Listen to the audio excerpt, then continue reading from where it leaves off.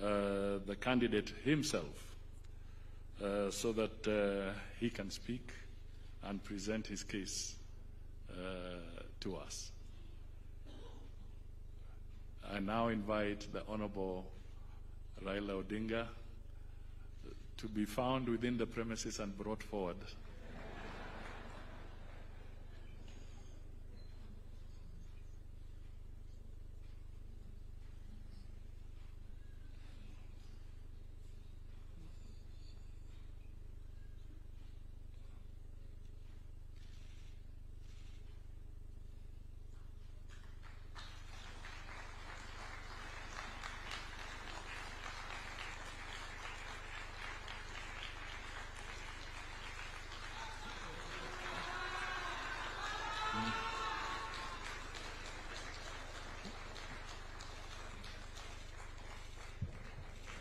Thank you.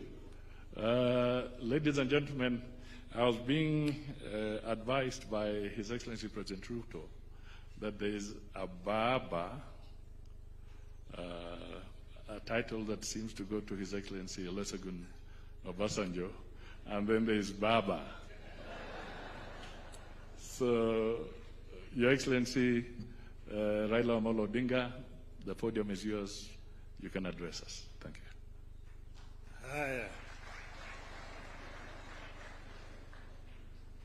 Your Excellency, President William Samoei Ruto, President of the Republic of Kenya, Your Excellency, President Yoweri Kaguta Museveni, President of the Republic of Uganda, Your Excellency, President Mama Suluhu Hassan, President of the United Republic of Tanzania, Your Excellency, President Salva Kiir, President of the Republic of South Sudan, and Your Excellency, Baba Olusegun Obasanjo, former President of the Republic of Nigeria. Then my brother, former President of the United Republic of Tanzania, Jakaya Mrisho Kikwete. My other brother from Burundi, General Gervas Ndikarukubuka, the Prime Minister of the Republic of Burundi, and Brother James Kabere, Minister of State for Foreign Affairs of the Republic of Rwanda. Distinguished diplomats, ladies and gentlemen, hamjambo, good morning. I am so delighted to have opportunity to stand before you here this morning to see this distinguished audience here. I want to say that this is an occasion which the Lord has made. Let's be proud in it.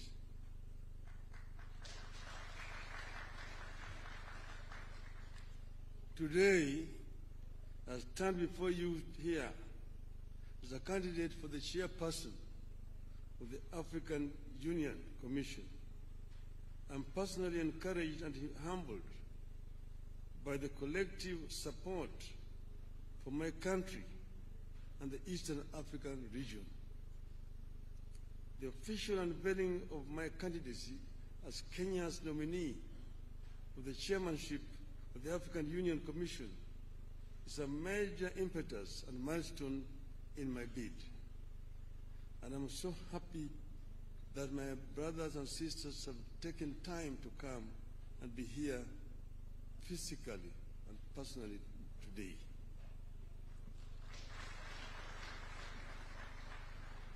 The history of Africa is replete of low and high moments. Africa is widely considered the birthplace of mankind, whose political organization was reflected in great kingdoms across the continent. And as of today, the oldest species of humanoid has been discovered in this region. So in Ethiopia, in northern Kenya, in Olduvai Gorge in Tanzania. So there's no doubt that this is the home of mankind. However, the continent has suffered slavery, colonialism, humiliation, repeated aggression, and internal violent conflicts.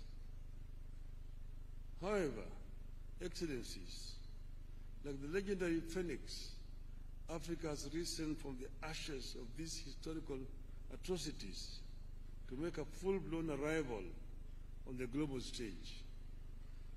Consequently, you have heard slogans such as African Renaissance and Africa Rising.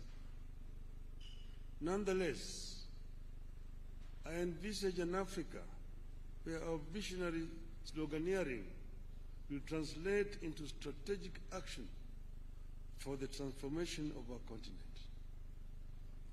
Unfortunately, even as we rise, our continent still grapples with emerging challenges and vulnerabilities, including identity conflicts and wars, hunger, poverty, violent extremism, adverse climate change, acute unemployment among our youth, transboundary pandemics and infectious diseases such as mpox and other threats to human security and dignity. My plan is to work with you, Your Excellencies, and make the AU more people-centered and serve the interests of the vast voiceless majority of Africans. The African people should feel the AU in their lives. Excellencies, if elected chairman, I propose to utilize the transition period to critically analyze the existing proposals for reforms and building capacity of the AU Commission. The ultimate aim is to follow up on the implementation of the reports so far formulated. Certainly, the story of Africa is not all gloom and doom. Thanks to the work Your Excellencies are doing, Africa has been on an upward and positive trajectory in recent years. In February, the African Development Bank reported that Africa will account for 11 of the world's 20 fastest growing economies this year. The continent is set to remain the second fastest growing region after Asia. I deeply appreciate your efforts in restoring hope on the continent, and it is my wish to have a chance to complement your efforts as AU Chairperson. Excellencies, throughout my leadership and service to the public, I have noted the significance of defining strategic goals and appreciating the influence of political dynamics on the outcomes of these goals.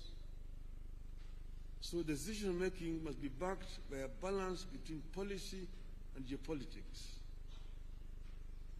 I plan to work with you, Your Excellencies, to integrate this continent. We are one people who unfortunately are trying too hard to separate from each other.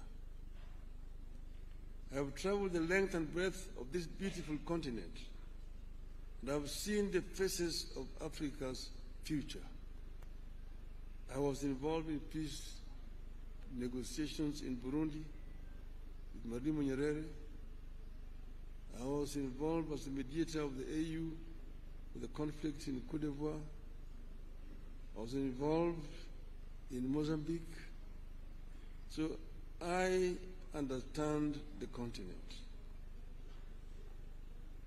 When I see the faces of our children, full of hope and energy, and unbound by the borders of yesterday, I dream of an Africa where those borders and colonial languages no longer divide us. We don't want to see Africans to be divided as Anglophones, Francophones, Lusophones. I want them to be Africaphones.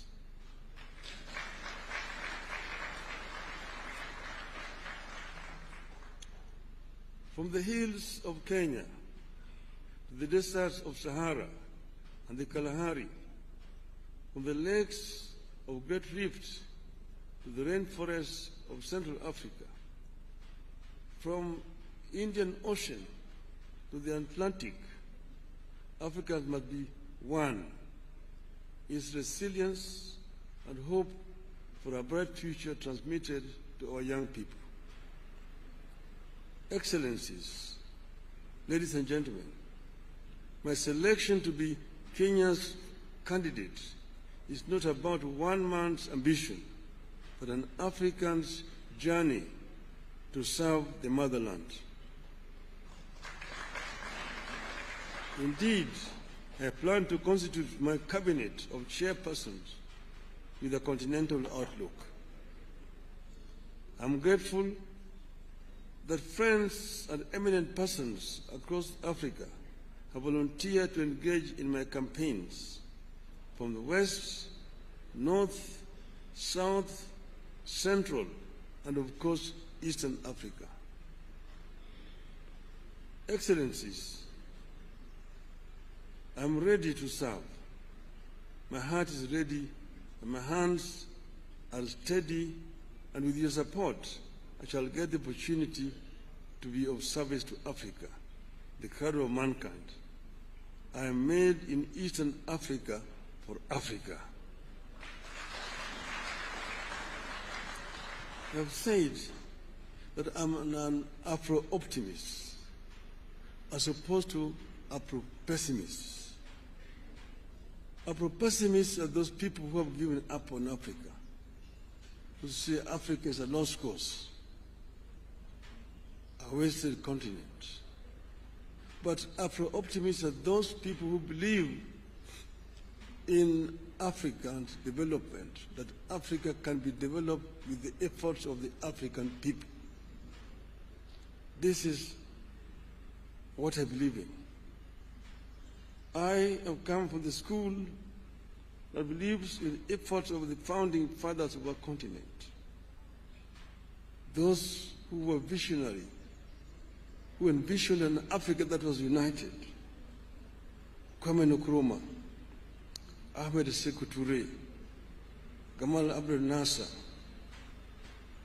the late Emperor Haile Selassie, Jomo Kenyatta, Jaramogi Oginga Odinga, Mwalimu Julius Kambarage Nyerere, Kenneth Kaunda. Those were some of the founding fathers of our continent, who believed that Africa will only develop if it is united. Nkrumah said that Africa must unite or perish. That is the school of which I'm coming. To be able to realize the dreams of the founding fathers, first we need peace on the continent. In 2013, they talked of silencing the guns. But in 2024, the guns are not silent on the continent. We will work to ensure that guns are silent so that we can be able to have a peaceful development. Secondly, Africa is a victim of climate change. Africa today suffers from twin disasters: droughts and floods on the continent. that Africa has emitted very little of the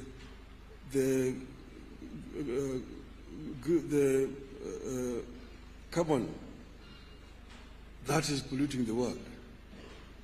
So Africa needs to be compensated. But this will not come if Africa goes to negotiate as individual countries. If we go and talk as Kenya, as Uganda, Tanzania, Nigeria, Mozambique, Egypt, or Algeria, the rest, those major offenders will not listen to us. But when we go and talk as Africa, they must listen to us and be able to get a fair deal in the issue of climate change. We also need to green Africa. But you know, Africa is also home to the second largest carbon sink in the world, the Congo forest. But how do we continue to green Africa, to arrest desertification, southern advance of Sahara Desert? These are issues, they are challenges which we are equal to. We can be able to deal with these issues effectively if you have got an effective organization in Addis Ababa.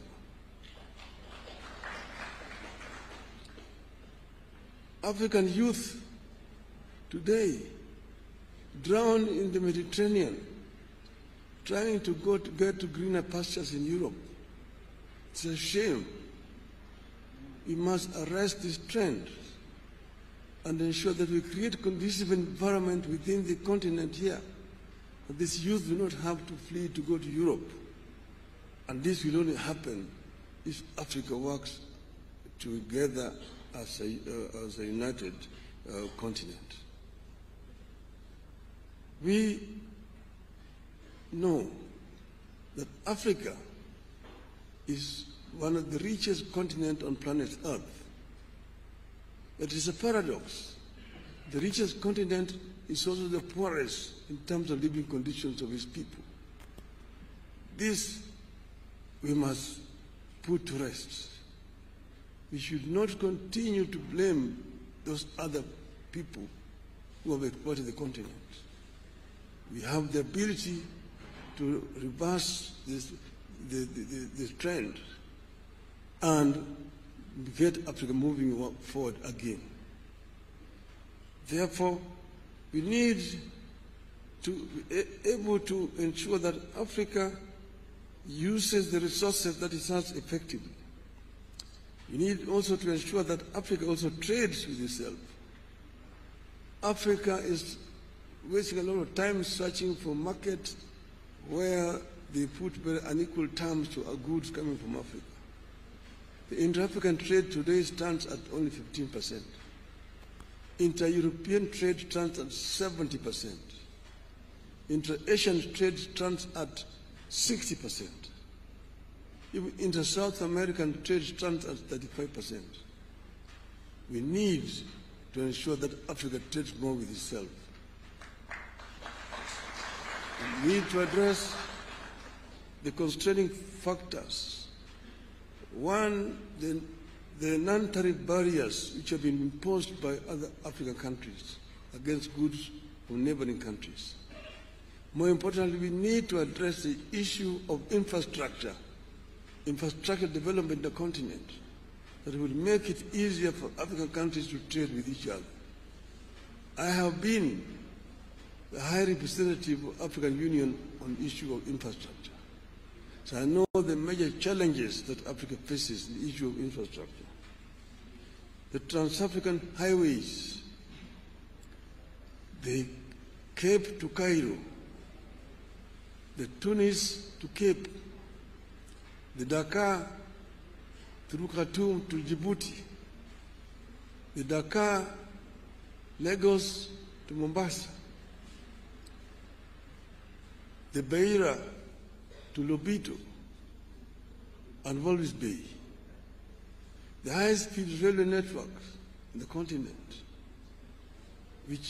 those are issues that require to be dealt with. The Lapset, the Lamu Port, South Sudan, Ethiopia, that will continue through Bangui and go all the way to the Cameroon port of Kribi, creating a land bridge that links the Atlantic Ocean and Indian Ocean and opening up the interior landlocked countries within the continent. These are some of the issues that can be dealt with and will deal with. Then connecting Africa through high-speed fiber optic network. And then to facilitate faster communication. Then the issues of air transport. Air transport is a major challenge in the continent. We were talking about open skies to make air transport easier. Today, traveling across the continent is too expensive. You have to get permits to fly over countries, delaying movements, and make it too expensive. Flying over Europe is much easier than flying over Africa. We need to have a continental air control system within the continent so that people can travel from east to west, north to south without a problem. The other one is the issues of visas. My friend Aliko Dangote says that for him to travel across the continent, he needs 35 visas. His French competitor does not need a visa to travel with a French passport in Africa. What a shame. In Europe, you only need a Schengen visa, and you can travel across the entire Europe without a problem. We will also ensure that we reach a stage where we can issue an AU visa and enable people to travel across the continent without much of a problem. I therefore want to conclude by saying that I am ready for Africa. And I believe in the story of the African lion. The lion is an African animal. It's a king of the jungle. The Cameroonian national soccer team is called the Indomitable Lions. The soccer team of Senegal is called the Lions of Teranga. The soccer team of Morocco is called the Atlas Lions. Here in Eastern Africa, we call it the Simba. The king of the jungle. When the king roars, the jungle listens. So our story of the African lion. The African lion is giving a message to the Asian tiger. Tiger is the Asian animal. And I want my Asian friends here not to take offense. The African lion is giving a message to the Asian tiger. That you Asian tiger, you've danced on the stage alone for far too long. It's your time to quit. The European bear retreated to the North Pole a long time ago and is freezing there in the ice. The American panther is also on the retreat. But I'm here as the African lion.